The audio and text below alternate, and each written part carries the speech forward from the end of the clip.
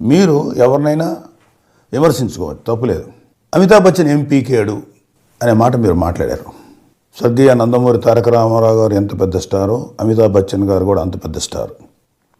కన్నడ రాజ్ కుమార్ కూడా అంత పెద్ద స్టారు. మన ఎంజీఆర్ గారు కూడా అంత పెద్ద స్టారు.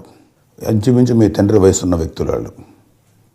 ఆయన లాంటి వ్యక్తిని ఏం పీకాడు అన్నప్పుడే చాలా బాధ అనిపించింది. సరే, ఓకే, మాకెందుకు లేని ఊరుకున్నాం. చిరంజీవి ఏమయ్యాడు అన్నారు.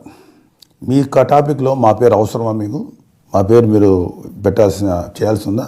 ఓకే, చేస్తే చేశారు, దానికి కూడా మాకు అబ్జెక్షన్ లేదు. కానీ మా బ్లడ్ వేరు, మా బ్రీడ్ వేరు. ఏంటి మీ బ్లడ్ వేరు, మీ బ్రీడ్ వేరు? మీరేమన్నా ఆకాశం నుంచి దిగొచ్చారా? లేకపోతే మీరేమన్నా మహారాజా సూర్యవంశీకులా? మా బ్లడ్ వేరు, మా బ్రీడ్ వేరు. చిరంజీవి ఏమయ్యాడు, అమితాబ్ బచ్చన్ ఏమయ్యాడు, చిరంజీవి ఏమయ్యాడు అని మాట్లాడారంటే కంపారిజన్ రాదా? మీరు మమ్మల్ని అవమానించి మా బ్రీడ్ వేరు, మా బ్లడ్ వేరు అంటే మా కోపం రాదా? మీ అందరికీ చెప్తున్నాను, ఎవరైతే బాలకృష్ణని అన్నందుకు మీరు ఫీల్ అవుతున్నారో వాళ్ళందరికీ నా సమాధానం, ఫస్ట్ అవతల వ్యక్తులు ఎన్ని కామెంట్లు చేస్తారో తెలుసుకోండి. మా బ్లడ్ వేరు, మా బ్రీడ్ వేరా?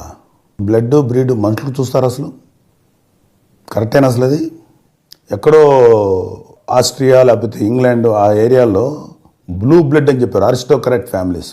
అప్పుడే సామాన్య జనాల నుంచి రెవల్యూషన్ వచ్చి వాళ్ళందరినీ తొక్కేసి ప్రజాస్వామ్యాలు స్థాపించారు. అది మాట్లాడే మాట ఎవరంటే అరిస్టోక్రాట్స్, అంటే ఈ రాజుల యొక్క నిరంకుశతో మాట్లాడిన మాటలు.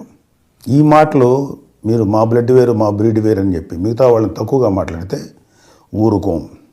ఇంతెందుకు, అంత సక్సెస్ఫుల్గా మీ తండ్రి గారిని మీ సొంత బావ వెన్నుపోటు పడిస్తే మీరేం చేశారు? అంత మహానుభావుని పట్టుకుని పెట్టారు కదా, ఏమైంది లైఫ్? ఆయన జీవితం ఏం చేశారు మీరు? తప్పు కదా అది.